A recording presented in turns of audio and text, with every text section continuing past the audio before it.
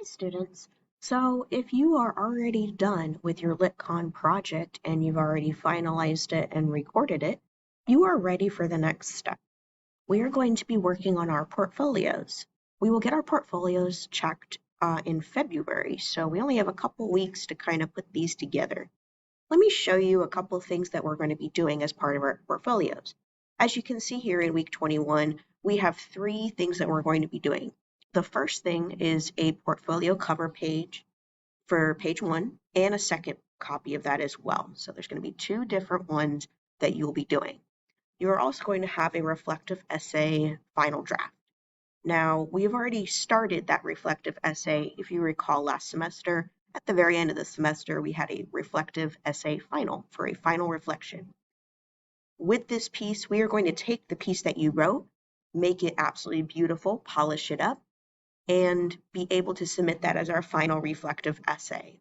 You'll get an additional grade on this assignment. You'll get many opportunities to redo it as well if you need to. So with our portfolio cover pages 1 and 2, I'm going to show you on Google Classroom an example of how you would go about doing these. So let me go to Google Classroom here. It does not matter what class I'm selecting right now. I'm just going to choose period 2 because it's right here. All classes have the same pieces. So as you can see here, if I scroll down to portfolios, you're now going to see the three pieces. You'll see the cover page 1, cover page 2, and reflective essay. Let's click on cover page 1. Keep in mind, cover page 1 and cover page 2 are exactly the same directions. There is no difference. Essentially, for each of these cover pages, you're going to choose an assignment that we have done so far this semester that you are proud of. You're going to fill out the caption sheet as a cover page for the assignment that you will basically attach to your portfolio as well. There are a couple things that you will need to complete the cover page. The first are the ESLRs, which I have linked here. I'll open that in a new tab. And the standards. Okay. I'm going to go ahead and show you what both of these look like.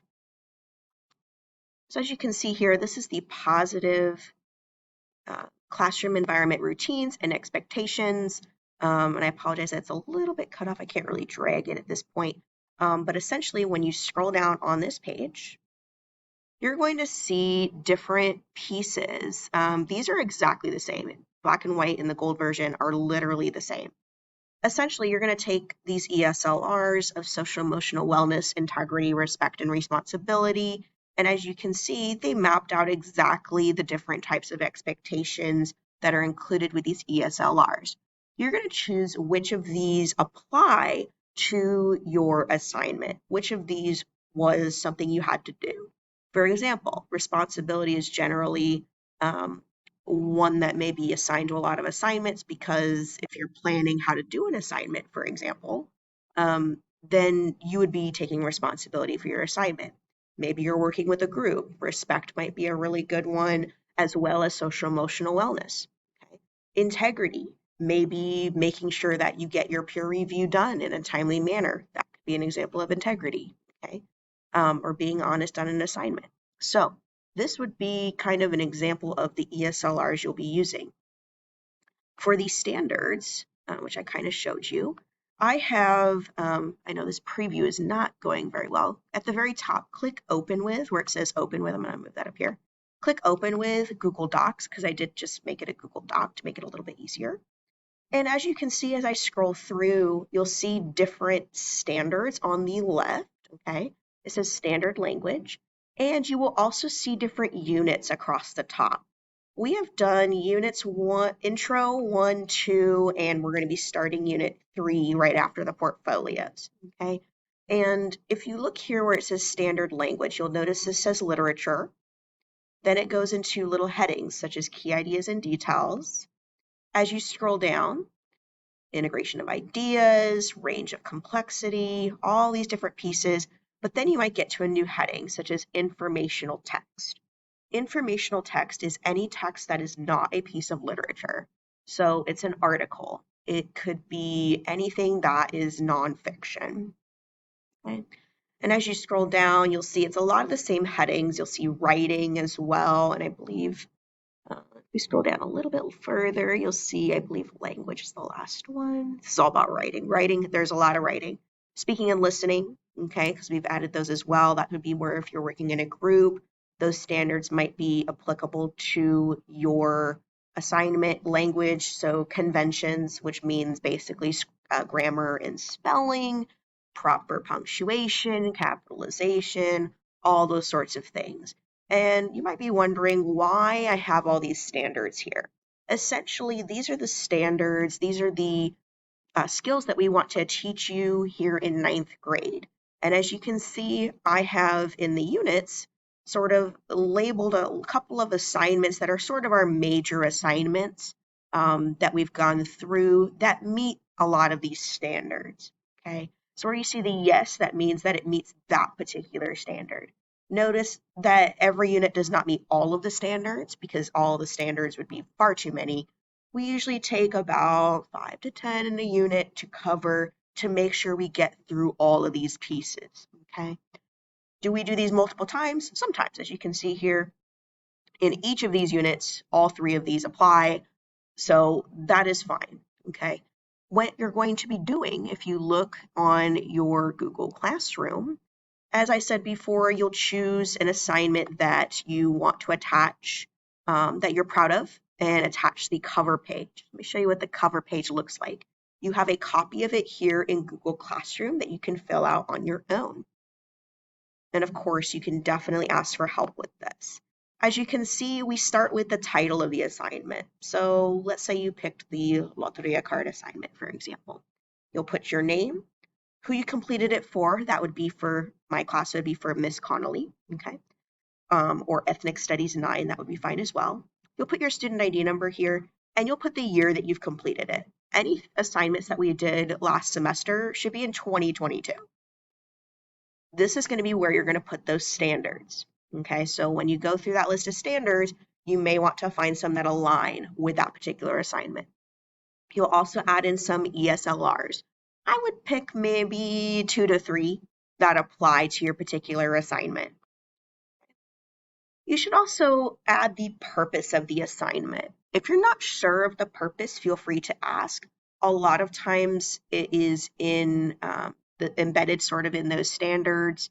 For example, with the Loteria card project, just as an example, we were looking at ethnic studies vocabulary, we were looking at writing, we were looking at how to visualize, and we talked about theme and symbolism. So all of those pieces could be embedded as part of the purpose of the assignment. And you will also write a reflection, essentially on kind of what you did with the project. Okay, so what were some steps that you took? Maybe what you learned as part of the project as well. And explain essentially why you chose that particular assignment as someone you're most proud of. What made it really stand out for you? Did you enjoy the process of creating? Did you struggle with certain aspects of it and then learned a lot from it? All of those things could be in your reflection. Okay? Let me see if I can find an example here. And I just went on the portfolio handbook here and found a little bit more guidance on the reflection piece. So you're going to have 3 to 5 quality sentences. So it's just a short paragraph reflecting on your work and process. You can show how it meets those ESLRs and the standard, thinking, learning, and work. Why are you proud of it? What did you learn? How does it connect to your future goals? So maybe you want to become a journalist, for example, and maybe you're looking into different aspects from the assignment to help with a journalistic career, or maybe you're looking at theme and you are going to be exploring themes in later literature. Those would be examples. You can also evaluate the significance or the importance of the piece. Did you have any obstacles you overcame? And if you could do it as over, what would you do differently? Sometimes our best learning comes from making mistakes and knowing what to do better in the future. So this would be just kind of an example here. And as you can see, this is an example. Yep, they had the title. They crossed out obviously their name for it to be anonymous. You see they put the class and the teacher name. They put about 2 standards. Do not really choose more than 2 to 3 standards because there's quite a few of them that apply. Just pick 2 or 3. The ESLRs, they just picked 2. They had a purpose here. It was a couple sentences. could be about 2 to 3 sentences. And you can see here the reflection is quite short, right? There's only maybe 5 to 6 sentences here. It talks about why they chose this particular piece, what they did to create this particular piece, and they kind of explain the process of this piece and what they learned from this piece. Okay, so this is exactly what I'm looking for in those 2 cover pages. I'm going to go ahead and let you get started on each of these 2 cover pages now that I've explained this assignment. Feel free to rewatch this video at any point if you need more information, and don't be afraid to ask for help. Thanks so much. Have a great day.